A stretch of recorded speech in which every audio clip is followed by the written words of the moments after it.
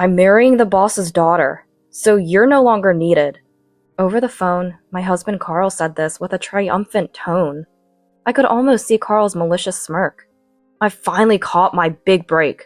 Staying with you, I'd forever be just an employee, but now, as the future boss, I'm going to strive for more. He laughed. It sounded like he was blaming me for his lack of success. Carl had this weak spot in his heart. He always blamed others for his problems. I used to forgive this about him, back when I still loved Carl. But now it's different. My patience has run out. I can't forgive Carl anymore. I need to take action, to make Carl realize. My name is Marley. I'm about to turn 40. I married Carl when I was 25 and we both worked. I left my job when our first son, Juan, was born. But after having our second son, Robert, I started part-time at the local supermarket. Surviving on just Carl's income was a bit tough. Our sons are enthusiastic about their studies and sports, and I'm excited about their future. But Carl? He's indifferent. Even to them. Strictly speaking, he's always been distant from the family. He barely speaks to me, just the bare minimum greetings. And we haven't really talked in years. There's a parent-teacher day at Robert's school. I had reminded Carl, we should both go see it. I know. We had planned to take paid time off together for this event, but on the evening before, Carl changed his tune. One parent at these things is enough. I'll pass. What are you talking about now? Robert was looking forward to both of us coming, but suddenly, Carl's saying this. Despite my accusing look, Carl remained unfazed. I'm busy. Don't compare me to a part-timer. Who are you calling a part-timer, huh? I retorted jokingly, but deep down, I was hurt. Almost 40 now. For 15 years of our marriage, we've mostly both been working. That's what led to our growing apart, and eventually, the rift between Carl and me. That's why I invited him to Robert's event, to reconnect with Carl through our son, but Carl just dismissed it. If you don't want to be treated like an old lady, then make more effort with your appearance. I'm fine being an old lady. I was doing a gotcha. I was alone, letting out a sigh after Carl left. Looking in the mirror, I saw a middle-aged woman with a still defined waistline. In addition to my part-time job, I had been caring for my mother-in-law, Claire, until last year. Her dementia worsened, leading to many sleepless nights due to her wandering. Claire sleeps during the day, so she's not much trouble, but at night, she walks around all night long. It's better than being bedridden. Mom wants to move around. Carl, despite it being his mother, would just go back to sleep, unconcerned. I bore the brunt of it alone. As I aged, balancing work and caregiving became too hard, and we had to put Claire in a nursing home, which weighed on my heart. Please, visit sometimes, Claire had said, looking anxious. I tried to visit her with the boys whenever possible, but Carl never once visited her. I attended Robert's school event alone. Carl came home later than usual, reeking of alcohol, apparently having been out drinking with colleagues. Juan, our eldest, seemed to be hiding something. Robert, following his brother's lead, began acting distant towards me. They were both at that difficult age. I tried not to interfere too much, but couldn't help worrying. I decided to confront them. Come on, tell me the truth. What are you two hiding? Well, actually... Juan and Robert exchanged looks, before finally admitting, your birthday's coming up, right? So we both chipped in to buy a cake. What? I was surprised. I glanced at the calendar. Indeed, my birthday was in 3 days. Honestly, I wasn't thrilled about turning 40. But I smiled, touched by my son's thoughtfulness. On my birthday, they brought the cake as promised. We even tried to decorate the room, Juan said proudly. Though clumsily done, the room was adorned with origami decorations. I felt a surge of happiness. Until Carl came home. What is all this? He stormed in, furious. I'm tired. I want peace at home. What's with these silly decorations? But today is Mom's birthday. A grown woman celebrating her birthday? How convenient. Carl sneered and tore down the decorations near the wall, throwing them in the trash. Oh. Clean this up and bring me a beer. Hey, what do you think of the effort these kids put in? I raised my voice, appalled by his behavior. How could he be so cruel, not moved by our sons quietly starting to clean up? So what? Well, yes, I'm 40 and an adult. I don't need to fuss over our birthday. But I was happy about our son's gesture. Wouldn't you be happy if they celebrated your birthday? Just the thought of it makes me sick. Carl made an exaggerated grimace. He complained about how slow we were cleaning up and then continued, I don't want you guys taking up my time. Just leave me alone. That way of speaking, I was dismayed, hanging my head low. The boys, looking like they were about to cry, continued cleaning up the decorations. Then, Carl noticed the cake on the table. I'll take this as a reward for my hard day, he declared. No! Juan and Robert's eyes widened in shock. Before our stunned eyes, Carl grabbed the cake with his bare hands and shoved it into his mouth. Robert started to cry. Juan patted his back, his eyes also brimming with tears. What are you doing? You should be on a diet. Don't eat this kind of stuff. Carl scoffed. In this manner, my birthday and the boys' efforts were ruined by Carl. Despite often claiming to be busy with work, Carl's income was never impressive. In fact, he showed no signs of career advancement and was rumored among his colleagues to be incompetent. His frustration spilled out when he drank. At times like this, Tiara would actually listen to me. Holding a beer can, Carl said that. I was taken aback. Tiara? Who was that? As I listened carefully, it seemed that Carl was getting close to a woman named Tiara. She was a junior at his company, and apparently had taken a liking to Carl.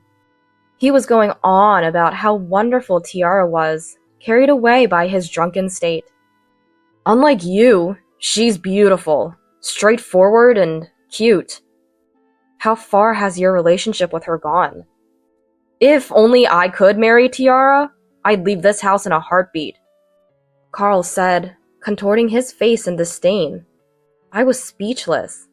Even though he was drunk, I couldn't believe he was openly expressing his desire to cheat. It seemed he vaguely remembered praising Tiara while intoxicated. I'm leaving. Have a good time with Tiara, I retorted. Carl glared at me silently and left for work.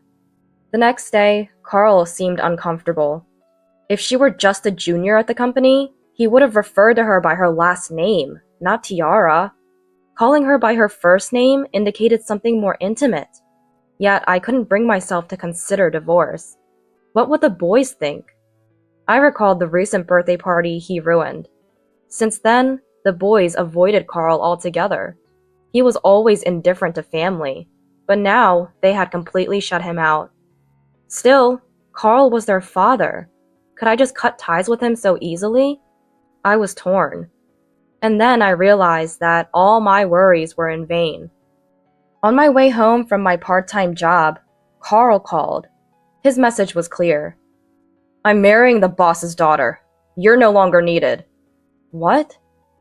I couldn't grasp the situation for a moment. My mind went blank. How sudden and absurd. But Carl continued as if it was an undeniable fact.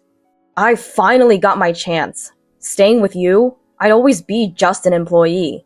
But now, I'll strive to be the next president. Tiara, the boss's daughter? I was shocked again. It was clear that Carl was cheating with Tiara, but I never imagined Tiara to be a woman of such status. To be frank, Carl, with his average income and looks and approaching middle age, didn't seem to match a president's daughter. Tiara? Yes, you've been obsessed with her lately. Oh, right, Tiara. There was Tiara, too. Carl's response was odd, almost as if he had other affairs. Anyway, let's get divorced, Marley. Sure. Goodbye, then. I agreed to the breakup more easily than I thought I would. It wasn't forgiveness for Carl. Quite the opposite. I couldn't forgive Carl. The first step was to distance myself from him. I was sure the boys would understand. Carl came home with divorce papers. I signed my name without hesitation. He insisted the boys live with me. I wasn't surprised. When I explained it to the boys, they just said, Figures. Dad never cared about us, did he? Don't despair, I'm here. That's our line, Juan said, comforting me. Mom, don't be sad about divorcing Dad. You have me and Robert. That's right, Mom. Thank you, both of you. I was moved to tears by their words. A month had passed since the divorce. My life hadn't changed much. I sent the boys to school and did housework. Then on my way home from work, Carl called again. He sounded panicked. Help me! Tiara is... What happened? I asked leisurely, eager to get home. Tiara came over, and now my wife knows about the affair. That's tough. I nodded in the same leisurely tone. I had suspected this would happen. Suspicious of Carl's actions, I had followed him with Juan. It turned out the mistress Carl wanted to marry wasn't Tiara. Tiara was just a junior at work, a normal girl from a normal family. Today, Juan was making beef stew, and I couldn't wait to get home. Carl's actual love interest, the supposed president's daughter, was neither young nor beautiful. Why did Tiara find out? I told her. I said it as if it was nothing. What? I told Tiara the truth, with evidence and photos. Carl raised his voice at my words. What have you done? Because of you, my wife is furious. I've been kicked out of the house, and I'm fired from the company. You brought this on yourself by deceiving that boss's daughter. Carl spoke as if he were the victim, but he was the center of the problem. I sighed. How long were you deceiving Tiara and your current wife? Shut up! It's none of your business! Well, you're right. We're divorced now. I said it with a bitter smile. But you were cheating, even while we were married. What did you think of me and the boys? Nothing but nuisances. Marrying you was a mistake. What's wrong with trying to redo my errors? Carl sounded like a tantrum-throwing child. He was always so childish, never admitting his faults. But whether Carl admits it or not, others won't ignore his wrongdoings. I've lost my job and home, and I don't know where I'll find work next. My wife told her father, the president, and he's pressuring other companies not to hire me. Is that supposed to concern me? I asked Carl, who sounded serious. He was dumbfounded. What do you mean? I'm not your wife anymore. We each have to handle our own problems. With that, I hung up the phone. Carl kept calling, but I didn't respond. Instead, Tiara contacted me. Carl came to my place, asking to get back together. That's audacious. I was appalled. Tiara probably had the same expression over the phone. Of course, I turned him down, told him to never come back.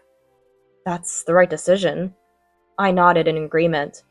Tiara's voice then turned soft. I didn't know about Carl being married. I understand. Everyone had been deceived. We were all victims of Carl, with no reason to dislike each other. I'm sorry. Don't worry about it. I ended the call with a wry smile. Carl's current wife also reached out.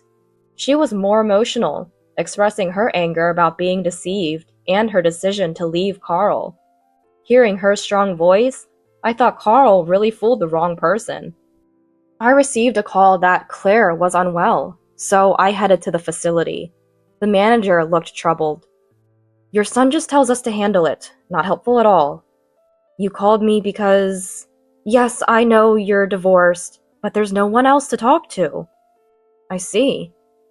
Though divorced from Carl, I couldn't bring myself to dislike Claire. Before her dementia, she was a strong woman who taught me how to cook. The boys were fond of her too. Claire, I'm coming in.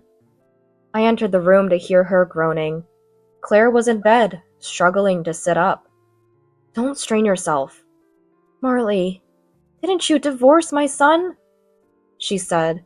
Claire's voice was filled with anxiety. I nodded and approached Claire's bed. Yes, but Claire, you are the grandmother of my sons. Besides, the facility contacted me about your health condition. It's just a cold, and I'm already getting better, Claire said, then coughed softly. Her cold hadn't healed. According to the manager, Carl was reluctant to pay for the facility, and thus, Claire couldn't be taken to the hospital. "I'll pay. Let's take you to the hospital, Claire."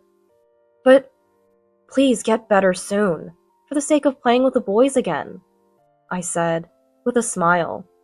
Claire looked surprised at my words. "All right." After Claire nodded, I left the room to arrange things with the manager. A few days later, I visited Claire again, only to find Carl there too. His reason for visiting, however, was appalling. "Mom, I need a little money. Can you lend me some?"